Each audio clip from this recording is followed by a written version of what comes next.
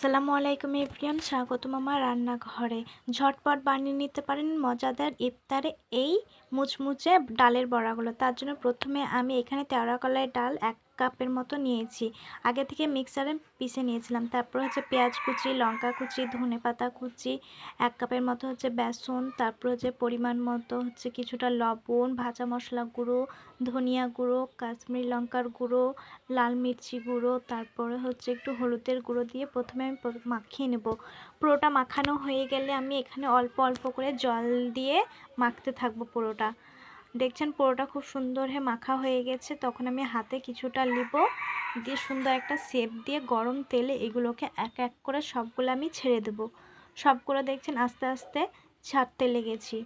ছাড়া হয়ে গেলে এপিঠ ওপিঠ প্রায় 5 মিনিটের মতো লাল লাল করে কড়া করে ভাজলেই রেডি হয়ে যাবে আমাদের এই ডালের বড়াগুলো। দেখছেন 5 মিনিটের মতো ভাজে নিয়েছি, খুব সুন্দর একটা কালারও চলে এসেছে। তখন আমি একটা প্লেটে তুলে নেব। রেডি হয়ে গেছে আমাদের এই মুচমুচে ডালের বড়াগুলো। খেতে দুর্দান্ত হয়েছিল। ভিডিওটা ভালো লাগলে অবশ্যই লাইক কমেন্ট শেয়ার করবেন। নতুন নতুন রেসিপির জন্য আমার চ্যানেলটাকে সাবস্ক্রাইব করবেন। আজকের ভিডিও কেমন লাগলো অবশ্যই কমেন্টে জানাবেন। ভালো থাকবেন। আল্লাহ হাফেজ।